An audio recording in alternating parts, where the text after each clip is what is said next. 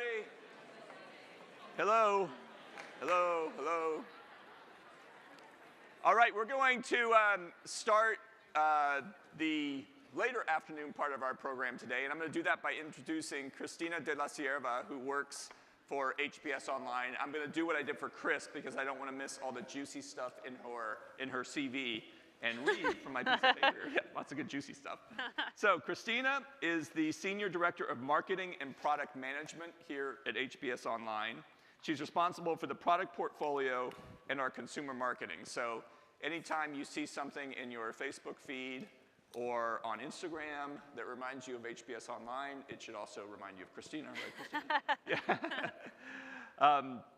Prior to HBS Online, Cristina held marketing and strategy roles at Arnold Worldwide, Gorton's. For those who don't know Gorton's, it's a New England staple. Fish sticks. Does everybody know Gorton's fish sticks? Yes, yeah. If you have kids, you probably know them. You guys had Clearwater in and Nike, as well as fixed income research and management roles at Morgan Stanley.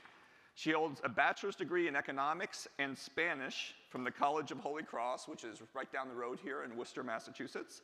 And she also has an MBA from HBS right here. And what year were you, Cristina? 2009. 2009, so she's a youngster. So please welcome Cristina, who's going to introduce our panel. Thank you.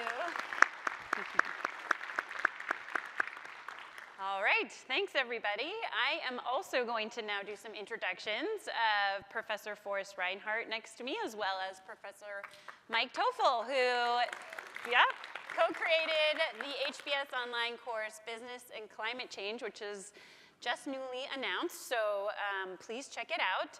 So in terms of introductions, I will start with Forrest.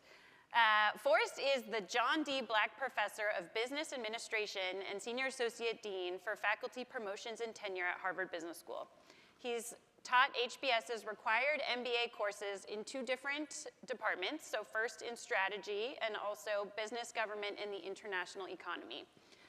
He has taught elective MBA courses on energy, agriculture, and the environment. Forrest has developed 2 HBS Online courses. The first is Global Business. Any global business takers? Woohoo! All right. Thank you.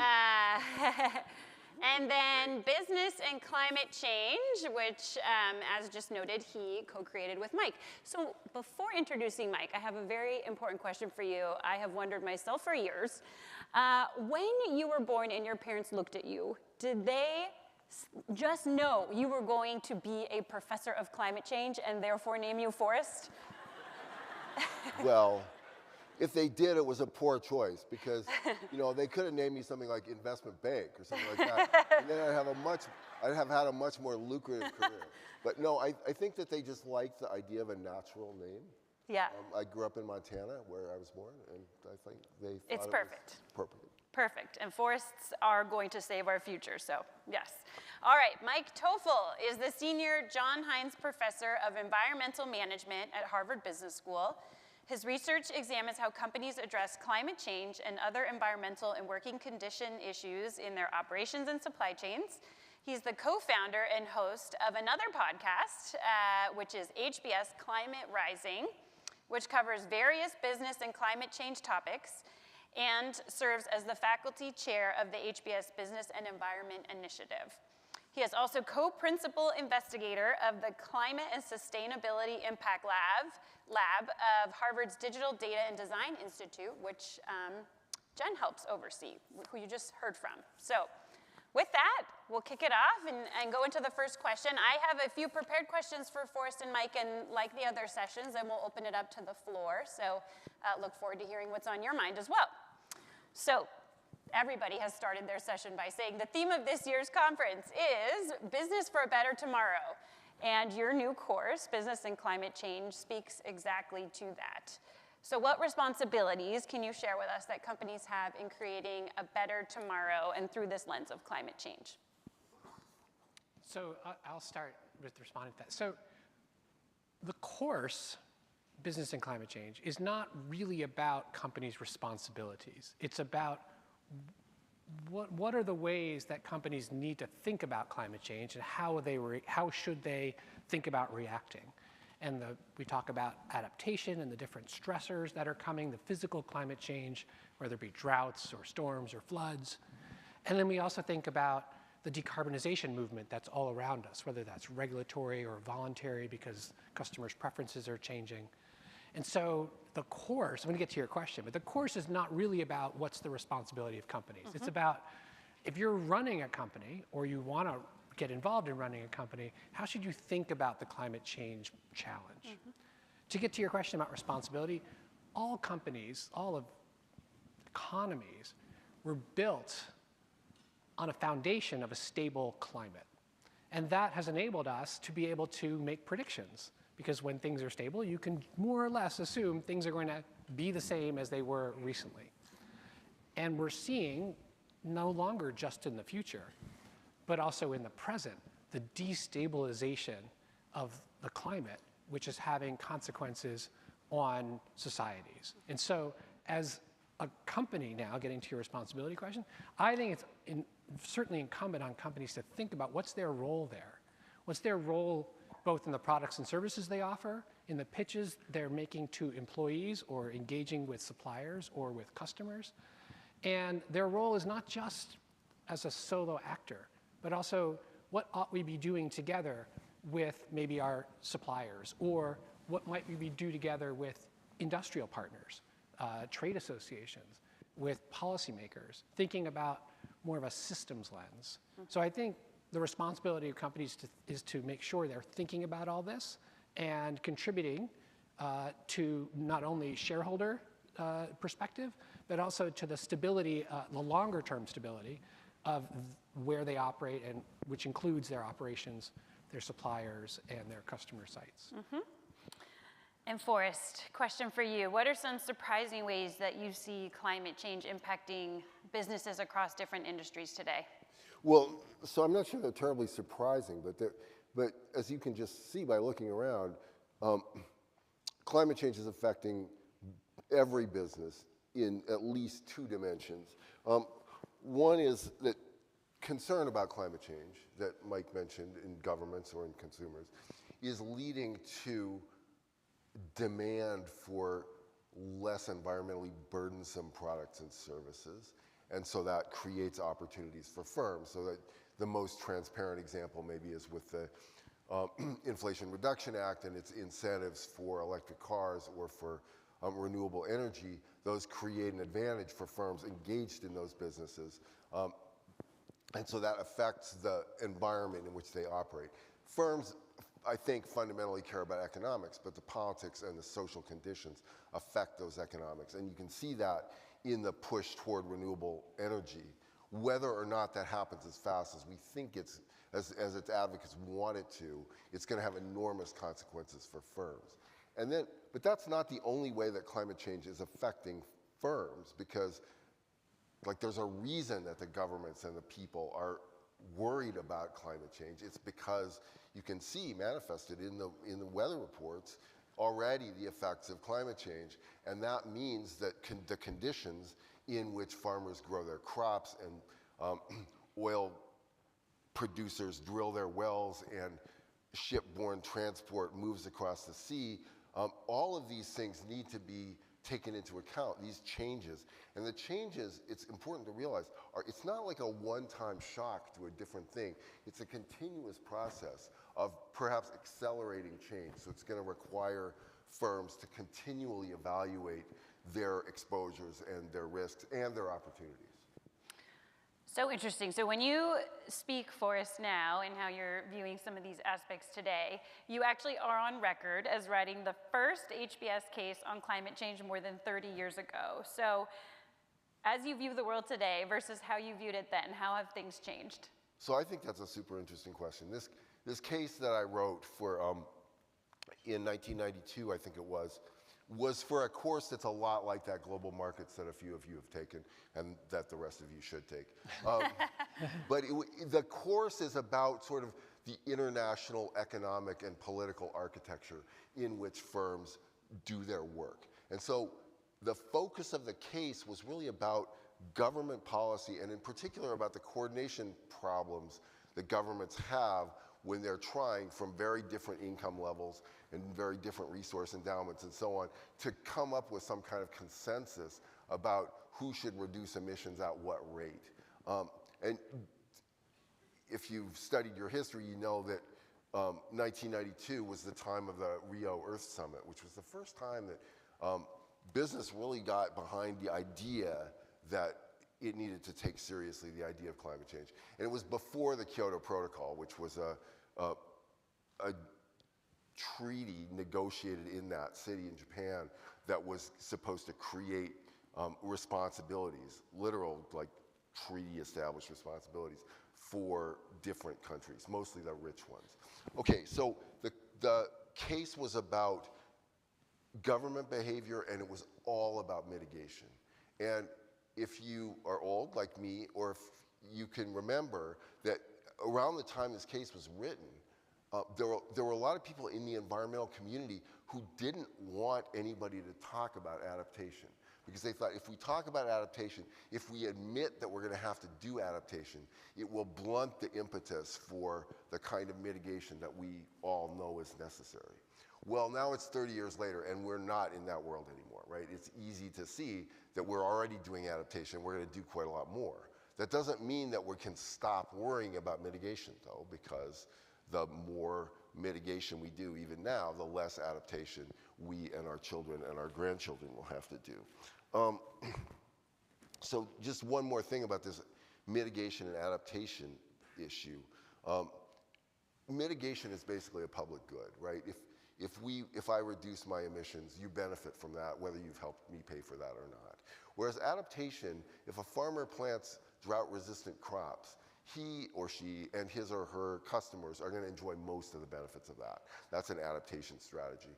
And firms have historically been really good at providing private goods and not so great at providing public goods. So we haven't fixed any of the problems on which the 1992 case focused.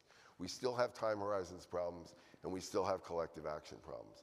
What we have in addition is a whole set of adaptation issues which were absent from that case, and which are really prominently featured in this course that Mike and I just did. I mean, I would say like 40% of the content is about adaptation, and another 40 about mitigation, after an introduction of basic science and economics. So in a way, nothing has changed since 1992, and in a way, everything has changed, and it will continue to change. Thank you. Mike, you're also no newbie to this space. You've been looking at this topic for a while, and including in your podcast, Climate Rising, where you interview a lot of policy and business leaders about what companies are doing or could be doing to confront climate change. What kind of topics have you recently discussed, and how are they similar or different to what you discuss in the course? Yeah, there's some similarities to running a podcast whose focus is business and climate change, and the course called Business and Climate Change, as you might imagine. They're similar in the sense that they're both broad. There's lots of topics to cover. And they're also similar in that I run the podcast in a way almost with lesson plans. So I have 4 to 6 episodes on a topic, and then I move on to the next topic, almost like teaching short courses, which is a little unusual for a podcast, but you give a professor who teaches courses the reins of a podcast, and they're going to probably teach it like a course, which is what we decided to do. So some of those courses, some of those mini courses are on anything from net zero. What does it mean? How do you measure? What are the key steps? That's similar in some ways to what we cover in the course, in our mitigation chapter of the course.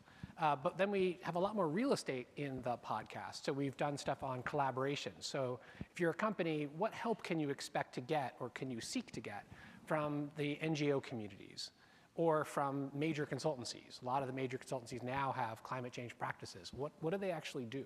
How do they help companies? We've been able to dive into carbon capture technologies, which is usually quite a technical engineering and chemistry topic, but we're trying to make it approachable to everyone. The purpose of the podcast is a little bit different as well. So the podcast is meant to be sort of a table of contents, an ever-expanding book on what are career opportunities out there for MBA types, pre-MBA, post-MBA. It's sort of that's the frame. Of course, you don't need an MBA for any of these to get into any of these particular verticals that we cover. But that's really the mission. Whereas for the course, it's much more skill-based. So it's familiarizing you also with a smaller table of contents, because we have less real estate.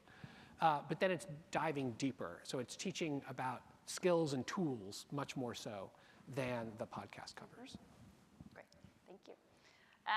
Forrest, you already touched on this a little bit, but in the course, you talk about the importance of adapting to climate change, not just mitigating it. So starting with adaptation, why is it important for companies to develop adaptation strategies, and what are some successful examples? I know you highlight some really interesting case studies in your course. Right, so the reason that they need to do it is pretty straightforward, right? Like the environment is changing, so their risks are changing. The threats that their business faces, whether business interruption risk or something else, are changing, and they need to evaluate those exposures and then get ahead of them a little bit. So in a way, this is not really new, right? Firms have been managing risk for as long as there have been firms. In fact, the first firms, the insurance companies, started as risk management devices. And so when a firm, say a farmer, is thinking about the exposure that he or she has to climate change, he or she has to think about these stressors, as Mike called them. He or she might worry about flood, might worry about drought, but those are just like shorthands for a whole set of meteorological problems that farmers face, right? It's not just whether you get your normal 30 inches of rain in a particular year, meter of rain in a particular year, but it's when it happens. Like too much rain in planting season is bad. So if you get a little too much rain in April, that can affect your entire crop year. So there are all these exposures because it's not just that average temperatures are rising, which they are, but the variance around that curve seems to be increasing, both sort of year to year and day to day. So the issue for the farmers, and you can make analogies to anybody else you want, is they have to understand these risks, and then they have to figure out which ones they can reduce themselves through changes in their own operations. For example, by buying drought-resistant seeds, which before they didn't need to do, or maybe they can manage the risk contractually by buying insurance, or in the case of agricultural commodities, buying futures or buying options in order to transfer some of that risk to somebody who is actually interested in bearing it, which the farmer typically is not, because he or she has a smaller balance sheet and isn't as well positioned to withstand idiosyncratic shocks as his or her counterparty on the Chicago Mercantile Exchange would be. So, I mean, that's all on the adaptation side. You think about on the, you asked me only about adaptation, so I'll shut up about a minute. Yeah. Well, can I just continue on that? So if you think about this ag example that Forrest was just talking about, it's not, even within that space, it's not just the farmer who needs to worry about this. It's the insurance companies from whom this farmer was procuring policy. So they're looking at these changes in this variance. Insurance companies don't mind variance, they pool risk. But if the risks are now more correlated, because these droughts are not local, but they're regional, that makes these insurance companies much less able to actually offset these risks. And this is why you're seeing, in some places, insurance markets drying up, whether it be California or in Florida, for example, most recently. So insurance companies have to worry about this. The banks who are lending money to these farmers, all of a sudden, are facing risks that they hadn't faced in the past. So, and then the procurers of these products, if there's enough farmers who are facing these same risks and it leads to, say, a shortage in a given year, then those procurers are going to bear either higher costs or they're going to all of a sudden have to look for substitutes. So when you think about sort of the chain reaction of the farmer example, it's an example of why this topic is not just about ag and not just about transportation. It's really about everything. Mm-hmm. But while we're being gloomy here, I will pile on a little bit and note that a lot of the things, the other people who get worried about this stuff are people who work for the government, and often their interventions are going to make things worse, not better, at the global level in the long term, right? Like, so if it looks like there's going to be a food shortage in some particular country, the natural reaction of any government, elected or non-elected, is to slam the brakes on exports and say, well, we'll keep it for ourselves. But the reason that world food prices have been low and falling for a century is exactly because we have been able to make the global food trade more and more open and transparent. And so if we decide, if we panic and decide that we need to be autonomous, then that might work out okay for the United States, but it's not going to work out okay for almost everybody else. So that was great on adaptation and understanding how the whole ecosystem in a way is impacted and various stakeholders. Now shifting over a little bit and to dive deep into mitigation. Why is mitigation just as critical? And Mike, do you have an innovative example of a company doing this well? Yeah, I'll give a couple of examples. So mitigation is also often called decarbonization. So the idea here is making the problem less bad. That's often, so we talked about this adaptation needs. If you think about how these two things relate, as Forrest mentioned earlier, the more mitigation we do, the less adaptation we will have to do. That's basically the relationship between the two. And so there's lots of motivations that we go through in the course and that we talk about in the podcast about why are companies engaging in mitigation. Some of it is to pursue new markets and try and meet customer demand. Some of it is to meet the promises that they've made to their investors or to attract employees. Employees want to work for, and in many cases, want to work for companies who are trying to address this concern of climate change. And so some examples, and many of these examples are not just, I'm going to bear more cost by taking on a riskier technology or a less efficient in the short run technology. There's a lot of times there's what economists will call co-benefits. So they're pursuing activities that have less carbon impact, but that's not the only benefit. And I'll take you through a couple of examples. So one is this company, Sion Flowers. This is a company in Africa that plants and harvests and then ships flowers, roses and other flowers, to global markets. They ship from Kenya, which is where they're based. And traditionally, the way to ship flowers from Kenya to the flower markets in the Netherlands is by air. Right? And it's basically a 48-hour journey from the time you package it at the farm to the time you get it to the airport, transport it by air, get it to the flower market. And you're trying to keep your flowers cool at the same time and moist so that they don't deteriorate in the hot sun or in the plane. So this company has been engaging in that. During COVID, there was a shortage of capacity on these airplanes. And there's, if you know anything about the flower market, there's sort of a couple of really peak seasons, Mother's Day and Valentine's Day, as it turns out. And they couldn't get enough of their flowers onto this limited scope aircraft. And so they started experimenting, well, what if we shipped some of them by sea? Right now, by sea, this is a 30-day journey from Kenya to the flower markets in the Netherlands. And no one in the flower market had ever really imagined you could do it in a way that preserves the flowers.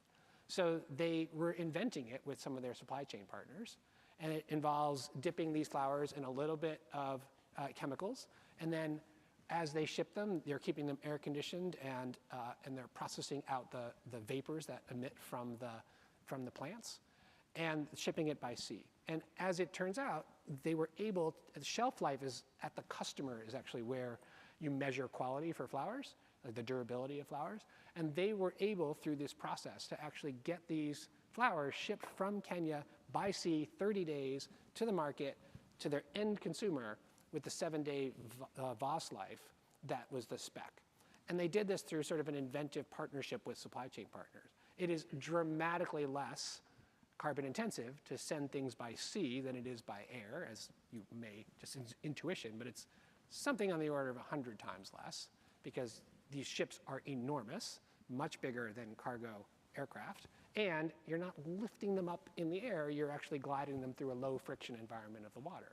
So this is one example of like really clever trying to get over these supply constraints, so it's capacity constraints, and now they don't have to harvest all the week before Valentine's Day to get all their Valentine's Day flowers. They can actually harvest 3 or 4 weeks or 5 weeks before, so that's the portion that goes on the ship. So they're actually able to smooth out the production process while having some of their flowers go through a much less carbon intensive route. There's lots of other examples. Forrest mentioned drought resistant seeds. There's also nitrogen fixing seeds, so these seed coatings, so coatings that go on seeds that allow you to use dramatically less nitrogen-based fertilizer in order to get the same yield. And so that is another innovative technology trying to, you may know that nitrogen-based fertilizer is again a greenhouse gas emission intensive process with farming. So if you can remove most of the fertilizer and in exchange get the bit of nitrogen that you need much more attached to the plant. It's another example. It's a bit like precision farming when you think about putting the water just where you need it to be, which is actually turns out to be an adaptation measure as well. You can have the same amount of watering getting into the plant using a dramatically less amount of water because you're not losing it, so much of it to evaporation, for example. So interesting. So next Sunday is Mother's Day. So every mother in the audience should expect an abundance of flowers, right? There's no short supply anymore. All right, this next question is one of my favorites. It's so interesting. When we think about climate change, it's always in the lens of risks and all the dangers around it. But are there any opportunities surrounding this topic, massive topic around climate change? Absolutely, there's a myriad. I mean, one person's demand is another person's supply, right? And the beauty of the capitalist system is that anytime anybody confronts a problem, like he or she wants to buy slightly less expensive roses for Mother's Day, because even though he or she loves his or her mother, he or she has to worry about the budget constraint too.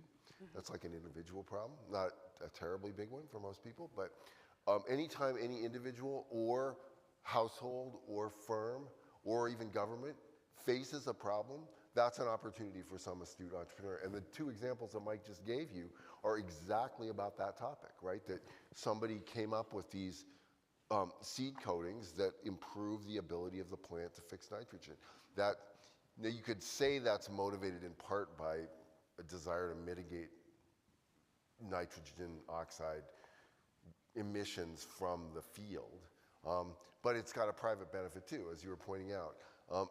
Similarly, with your other example with the flowers, it's like we're used to thinking about stuff like materials, and we're used to thinking about energy, and we're used to thinking about the trade-off between energy and stuff.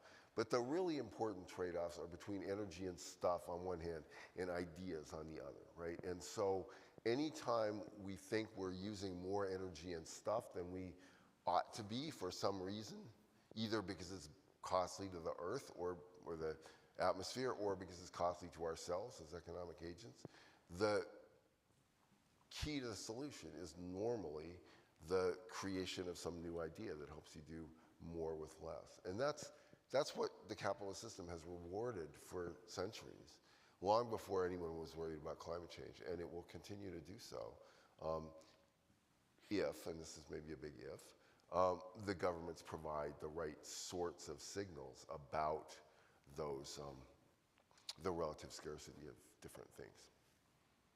So I think that there's absolutely no shortage of opportunities in the climate space, and you see numerous entrepreneurs and numerous big old companies too chasing those opportunities. Yeah, the whole climate change problem is going to be solved by business. If you think about what will it need to be solved, right? You're going to need new technologies, and you're going to need those technologies to get cheaper. You're going to need them to be ubiquitously scaled. This is not something governments tend to do. You're going to need adaptation measures, whether it be, there's a product called an aqua fence. So when a flood's coming and you're in a flood zone, you can deploy fencing to temporarily try and keep the floods out. All these new technologies are going to be needed to be advanced. When I and others lament that we don't have enough policy in place, what we mean there is we don't have enough incentives to accelerate this process. So for example, a carbon tax or cap and trade programs are two of the big programs that we see in Europe and a few other countries. That's not in and of itself solving the problem. It's just changing the incentives to try and get companies and consumers to act together to solve the problem more rapidly.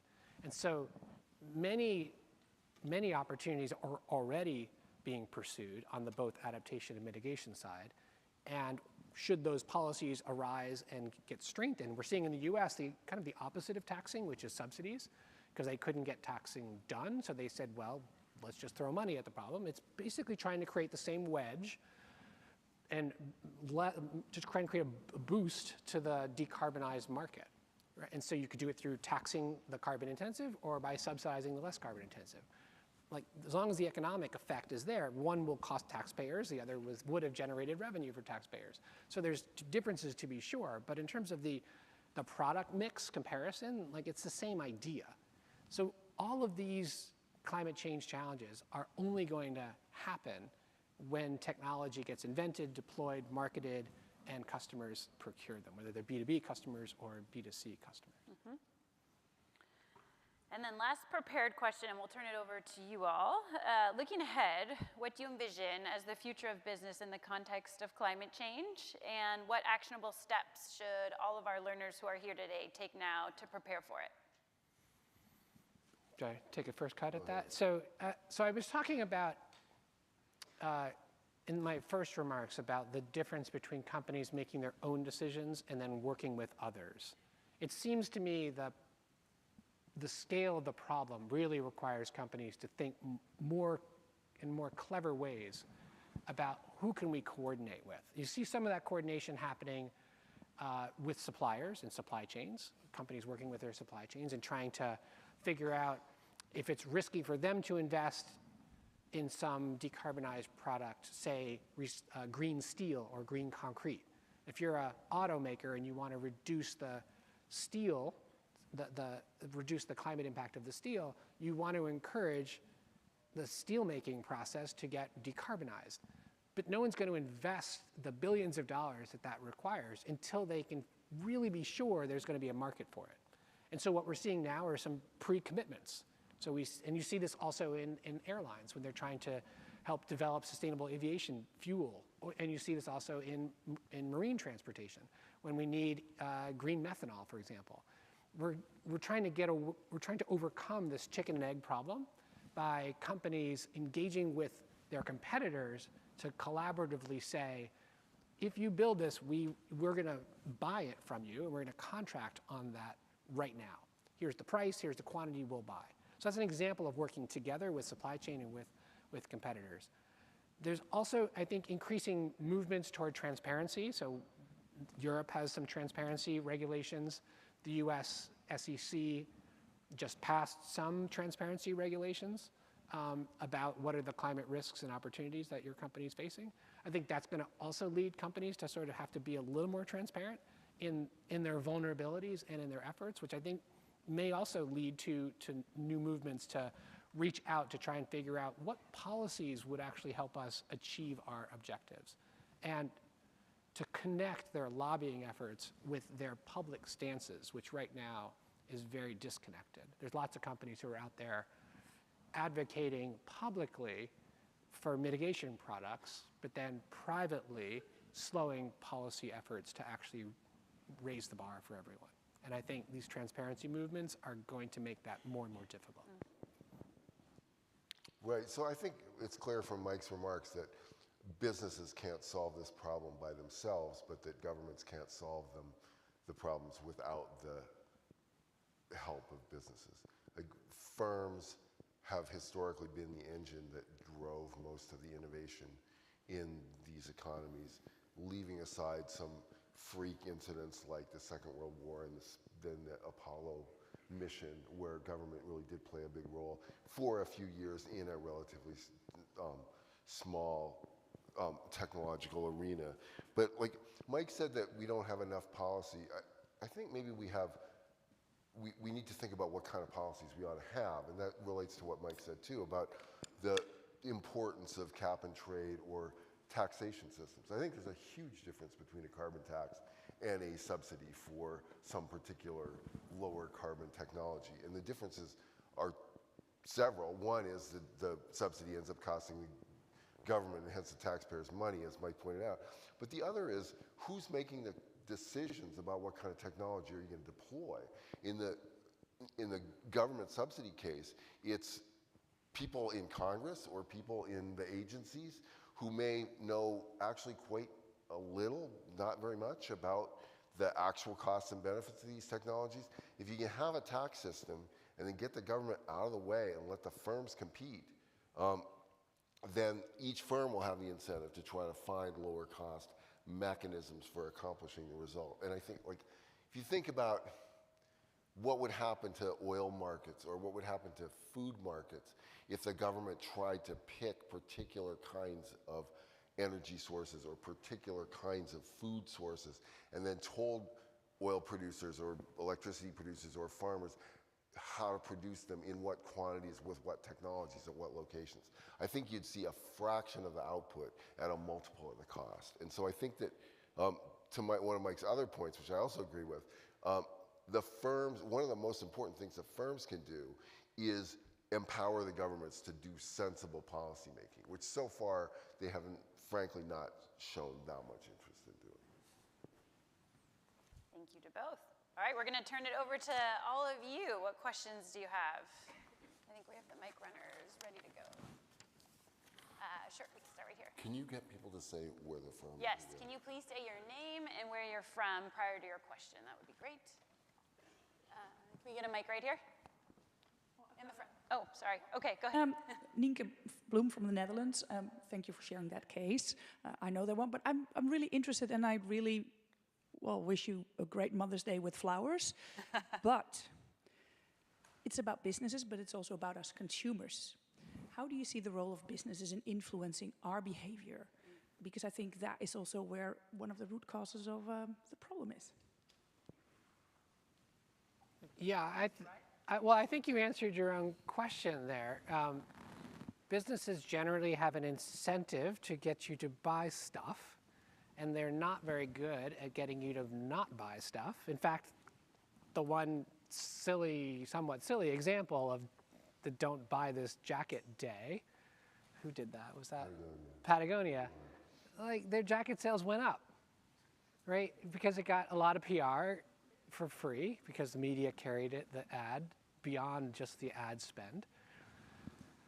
So I'm not particularly optimistic about companies encouraging people to buy things because of the environmental attribute alone, right? I think when you think, this goes back to the idea of co-benefits.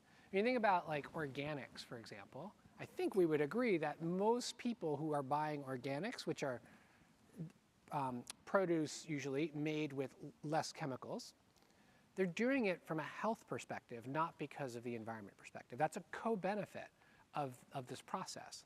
And so there's health issues, I think, which people can tap into. This is one of the big reasons why you're seeing, I think, also the milk, you know, the oat milk. And again, some of these are environmentally beneficial. Some of them are actually worse than dairy milk. But I think the whole milk ubiquitous, if you go to the shelf, at least in the US, it's not just milk anymore. It's like 10 or 20 options depending on where you live. I think that's a lot of motivated by health as well. So I think if you can tap into health, where there's a synergy with environment, that's one area. If you think, for example, Teslas, right? I know a lot of Tesla owners. You all probably know a lot of Tesla owners. And if you think about what proportion of them are motivated by the environmental aspects of Tesla, the answer might be 0. But yet, because they're motivated by performance and the aura of the vehicle, and yet over time, as we green our grids, EVs will be better for the environment than internal combustion engines. In most places, at least in the US, they already are. And that wedge is only going to get bigger as our grids get greener. So that's another co-benefit in that case, right, which is like the performance of a vehicle. So I'm not terribly optimistic about people buying products just for the environmental attribute. We just don't have a lot of examples that we can point to where people do that. And you can think about the other area that I think about is working conditions in supply chains and living wage and things like that. You know, there are some fair wage as an example, right? You can buy fair wage coffee or regular coffee, and the only difference in the product attribute is that the people who produced that coffee got paid better. It's not been a particularly resounding success. Like, people at the end of the day, I'm not sure how much they actually care about those attributes. So So I think the hope is for the co-benefits in economic language. What do you think, Forrest? Well, maybe one of the reasons that people don't care about those attributes is that firms and governments have done such a poor job of trying to educate them about the importance of those attributes, right? Like, so the conspiracy in this country at least, and in your country too, to a certain degree, over the last 50, 70 years since, Silent Spring and the first environmental movement, was to pretend that the environment was free because both the environmentalists and the firms were worried that if you showed people that it was actually costly, they might not want it, right? They were terrified of this. And so the regulations have all been pushed on the firms, and we've tried to hide the costs from the consumers with these like super opaque regulatory systems like the corporate average fuel economy standard. It would have been way better to tax gasoline. We all agree, but we haven't done that. So I think that Mike is absolutely right. It's super hard to find examples of industries or markets in which large numbers of consumers have voluntarily paid price premia for environmental benefits. But if the social circumstances surrounding these purchases change, then that might change too. Yeah, I don't mean to suggest there are no examples. If you think in the US, an example of a product that became sort of a pariah product is mink. So mink used to be this luxury product that people aspired. Oh, there's a mic. Okay, mink used to be a product people aspired to when they became wealthy. And then a social change led by activists made people aware of the cruelty of trapping minks. I don't totally understand why that doesn't apply to other animals as well, and to meat and things like that, but okay, I diverge. But mink is an example where activists were successful in creating basically shame around wearing mink. And so maybe, SUVs, which are so popular in the US, will at some point suffer that same fate. Efforts so far have not been successful. It's not I'm not telling activists something they haven't thought about, but the approaches that they've taken to the SUV issue is quite different to the mink issue. In both cases, they were radical, but turns out burning down SUV parking lots of new vehicles doesn't engender a lot of sympathy. It's sort of like throwing paint on the Mona Lisa, I just don't think this is an approach that's going to engender enough of a groundswell of support to move the climate needle. But it has happened in some cases in the past. Yeah, I mean, a related problem is that we should get some other people in, but a related problem is that things in this country, at least, and in the Netherlands too, are so politicized now that if somebody decides that he or she is going to shame someone for doing some particular kind of behavior, there are going to be people who rush to that kind of behavior exactly so that they can be told by these others that they should be ashamed of themselves and boast about it to their friends. Oh, they told me I was shameful. Isn't that great? I mean, look, when two people disagree about the value of something and they're both politicians, that's a fight. When two people disagree about the value of something and they're both business people, that's a market, right? And so if we can start thinking about these topics less as matters of morality and moral opprobrium and more like any other functioning market where we have a scarce resource and we have to figure out how to allocate it, I think the better off we'll be. Yeah. Oh, sorry. I have this. I think these are broke. Hold on. Hello, thank you. I'm Binod Khatka. I'm originally from Nepal, currently in Wisconsin, and I'm in the healthcare executive field. And thank you, great presentation. And for the Harvard Business School online, I was able to do 7 courses, 3 specialization, and all have been very, very helpful. So my question to the panelists and team is, the climate change and investment in climate change is what everybody loves to hear. So as a business, it's like creating a better business tomorrow if you invest in climate change. And as a business and organization, everybody wants to create value and capture the value. So what happens with investment climate change is you create the value, but what we miss is capturing the value. So how can you capture the value you have created so you can spread that to your stakeholders, either like some predictive module or something that can help spread that information. For example, I give you in medicine, like if you do a colonoscopy, you capture the like early polyps and prevent from a lot of cancer down the road. That is like a lot of costly investment. So similarly in climate change, is there like some modules or something you can tell and spread out to the stakeholders? Thank you. You want that? I was hoping you'd. I'll take it. Okay. Probably need this. So yeah.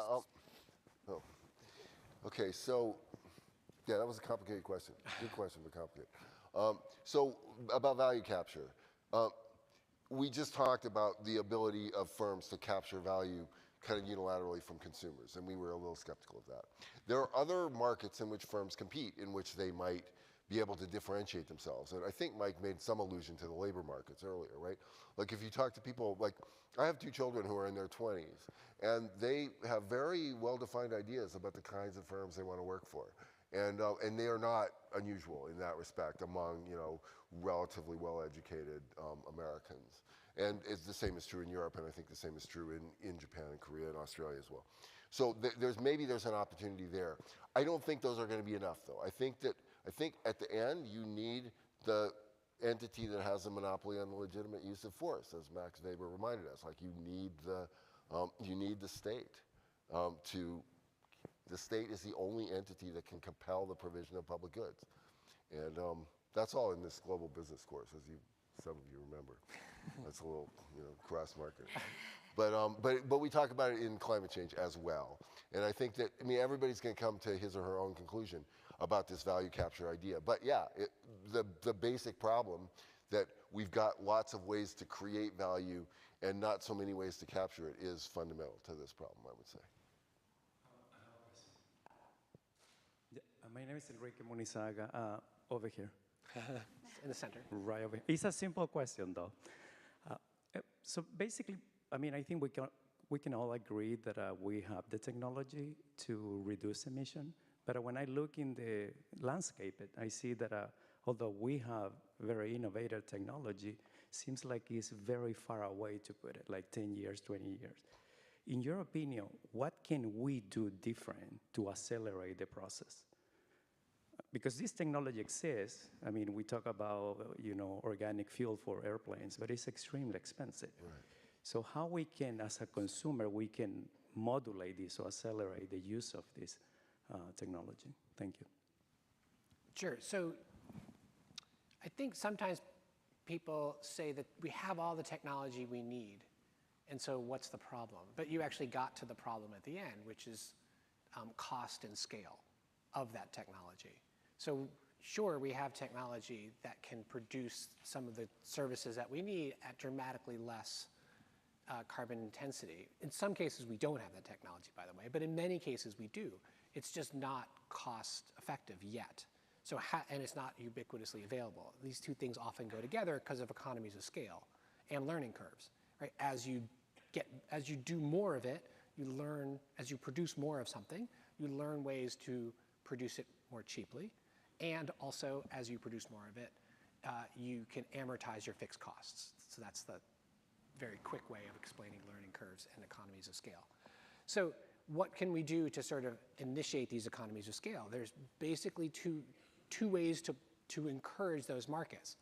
One is the B2B space, where I was mentioning before, like the airlines are working together to try and accelerate the development of sustainable aviation fuel. That means to make it more available in scale to reduce its cost. And the same thing is happening with green concrete. The same thing is happening with green steel. There's a whole host of these, even so-called hard-to-abate technologies, where they're unlocking that chicken and egg problem. Who's going to invest first? Who's going to commit first? By creating these agreements that I mentioned earlier. So as business people, looking for those opportunities, where can we look toward the future and get involved in trying to accelerate the development of these technologies that we can take advantage of? There's micro versions of that as consumers, people who are looking to put solar on their roof or procure wind power to try and accelerate the deployment of those markets for their homes, to change out their natural gas heating system to a heat pump system that electrifies. But these, at the individual level, are so difficult to convince people to do, and you don't have the same economies of scale that you do in the business approach. So there's room for both, but if I were to say where am I going to really see the amplification, it's going to be on the business side. And the other piece of all of this is the policy arena that we were talking about before. Whether it's taxes or whether it's subsidies, which for sure there's differences as Forrest pointed out, like having the government take measures to accelerate these markets in one way or another is the other thing. And so you're a voter, and most of you are voters, and companies have power, it varies by country, to influence policy, either by standing in the way of policy or by actually encouraging policy. So there's a whole host of degrees of freedom that many of you have at your disposal, whether it's procuring or whether it's lobbying or whether it's figuring out these partnerships. I think that's where we need to look to actually accelerate to get to where you mentioned you want to go. I think we have time for one more question. There's one from the online audience. Do we like that question? I don't Let's see. Okay, in person. Go ahead. Hi, I'm Swami. Oh, shit. I strongly believe in the impact of the global warming, and whether it could be, like we can see the floods in the Middle East or the wildfires in Canada and US. So the thing is when we look at, and I support any initiative related like environment and ESG and stuff. So if you look at the EVs, it is glad that we are promoting and incentivizing the customers. But are we really doing the right thing? The thing is if you look at whether it could be, I believe that the infrastructure upgrades and handling the proper recycling of the batteries. So we are not doing the right path. I think it should be a marathon rather than the sprint. So all these things has to happen in parallel, because during the peak summer, Texas imposed limitations on the time that batteries can be charged, and in the floods, during the floods in Florida, EVs got sparks and short circuits, and so how to ensure that we are going in the right direction, and how to build the trust to move forward in that area. Thank you. Yeah, I'll start. Well, there's an element in your question which you didn't say, which maybe I'm just inferring, that if we can't get it all right, what's the point? And I don't think that's the right way to think about the problem. I think the right way to think about the problem is we kind of know where we need to go, and we need to move in that direction, and we won't get it right all at once. We're not figuring out how to manage the global supply chain for all the minerals and metals that we need for batteries. We're not managing that particularly well as a globe. We don't manage things well as a global society. These are national things usually. We're not managing yet how do we figure out the recycling of the metals in car batteries. In part, we haven't had to manage that very much yet because there aren't that many cars who have reached the point where their batteries need to get recycled. But there will be a business opportunity when that moment arrives, when the scale of EV cars that are kind of at their end of life of their battery, and you got all these batteries sitting around, it's pretty likely, it seems to me, that that's a business opportunity that will be pursued. So we don't have to get all of these things right all at once in order to move ahead. I think we need to get some of them right in order to move ahead, and have faith, maybe that's the right word, maybe confidence, maybe looking at history, that public policy and firms will take care of some of these issues because there will be business opportunities. We need, for example, we need public policy in that case, for example, to ban the disposal in landfills or even worse, incinerators of vehicle batteries. Right? So we need to, or maybe we have to think about export, only export them if we know they're going to be not incinerated or landfilled in a poorer country. And if you put those guardrails up to say this is what it can't happen, and let's let the market figure out what can happen, I think that's the type of flexible public policy that Forrest was mentioning a moment ago, is sort of the way to sort of let the engines of capitalism figure some of these things out. Did you want to add? Sure. Yeah, I think both your question and Mike's answer underscore the importance of education and new knowledge in all this, right? In the last hour, which wasn't, I mean, we could go on for a long time. We have touched on basically every aspect of business operations, right? We've talked about marketing, we've talked about production, we've talked about finance, we've talked about operations, we've talked about business government relations, we've talked about strategy. And these are all, as it happens, topics about which HBSO will deliver you course material. The climate change thing is an enormously complicated problem, and we're all going to need to educate ourselves more about it than we currently are educated. Mike and I hope that you'll start with our course, but it can't stop there, because by the time you finish the 6 weeks it's going to take you to do the course, there are going to be new political conundrums and new technological innovations and new economic incentives to both make the world a better place and deliver money to one's own pocket or to shareholders. And so, like, education is absolutely central in all this, and there's never been a better time in the history of the planet to be a young, ambitious, entrepreneurial person. Even a century ago, those kinds of opportunities were restricted to a very small number of people in rich countries, and not everybody in the rich countries either. And now, through vehicles like HBSO, we are making accessible to hundreds of millions of people around the world the wherewithal to solve social problems and make a good living doing it. It means the competition is going to be fierce, but you're all supposed to like competition, right? Competition makes us better. All right, Mike and Forrest, thank you so much for talking to us about these deeply important topics. Appreciate it so very much. Thank you. Are you doing the housekeeping item? No, go ahead. Oh, okay. You guys have a very quick break, 12 minutes. We have to be back in our seats at 4 p.m. for the Community Pitch Challenge, but there is coffee and refreshments up top, and then virtual attendees are welcome to go to your virtual networking table of interest. Thank you. Cool. Thank you. Yeah, Thanks. that was fun. That was great. awesome. Thank you. Great. Very, very good. No, I'm sorry. I had it on my list, so I was going to do it, but